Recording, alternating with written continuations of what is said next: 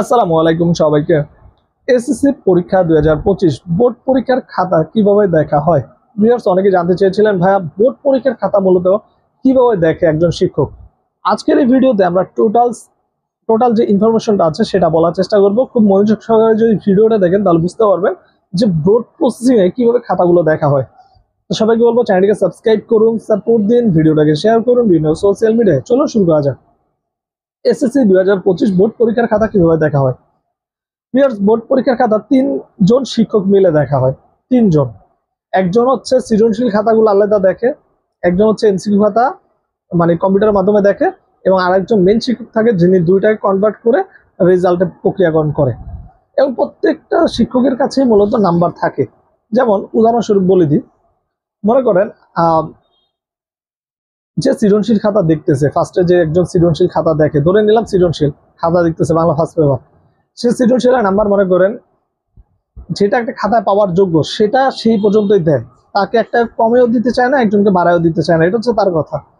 সে প্রথম যে শিক্ষক খাতা দেখবে তিনি ওইভাবে নাম্বারটা দেয়, দেওয়ার পর সেই খাতাটাকে বোর্ডে পাঠানো হয় এবং এমসিকিউটাও কম্পিউটার প্রসেসিং করা হয় এবং যে নাম্বারটা পাওয়া হয় সেটাকে বোর্ডে পাঠানো হয়। বোর্ডে মেইন যে শিক্ষক থাকে, মেইন শিক্ষক আগে তো দেখছে সাব শিক্ষক, এখন মেইন শিক্ষক যখন তিনি রেজাল্ট প্রক্রিয়াকরণ করেন তখন দুইটা নাম্বারের ভিতরে ফোকাস করে, দেখে সে এমসিকিউ থেকে হবে, যদি দেখে যে সে এমসিকিউতে 30-এ 25 পাইছে, আর ওদিকে সৃজনশীলে আপনার 70-এ ধরে নিলাম 70-এর ভিতর সে 50 পাইছে, তাহলে 50 আর 25 কত 75 হয়। তখন সে এই যে মেইন পরীক্ষক সে চাইলে আরো 5 নাম্বার তিনি বাড়াই দিতে পারে, কারণ তার হাতে সর্বোচ্চ 5 নাম্বার এক্সট্রা থাকে যে সে এক্সট্রা দিতে পারে।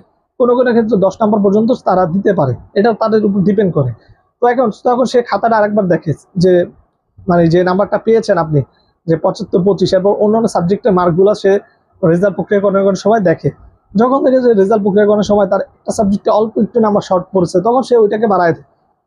অথবা ধরে নিলাম আপনার সবগুলো রেজাল্ট ভালো হয়েছে, এক সাবজেক্টে ফেল হয়ে গেছে, তখন ওই শিক্ষক করে ওইখানে আপনার গ্রেস মার্কটা দিয়ে দেয় এবং আপনাকে পাস করায় দেয়।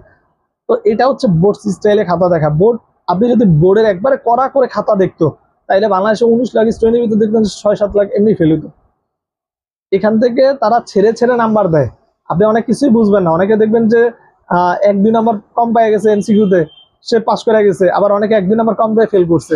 দেখবেন সে 1-2 নাম্বার ফেল করছে, মানে কম পেয়ে ফেল করার কারণ হচ্ছে সে 2-3 সাবজেক্টে এমসিকিউতে 1-2 নাম্বার কম পাইছে, এই জন্য তার ফেল করে রাখছে। আবার দেখবেন সে সকল সাবজেক্ট ভালো করছে, খালি এক সাবজেক্টে এমসিকিউতে 2 নাম্বার কম পাইছে, তার পাস করে দিচ্ছে, এরকম।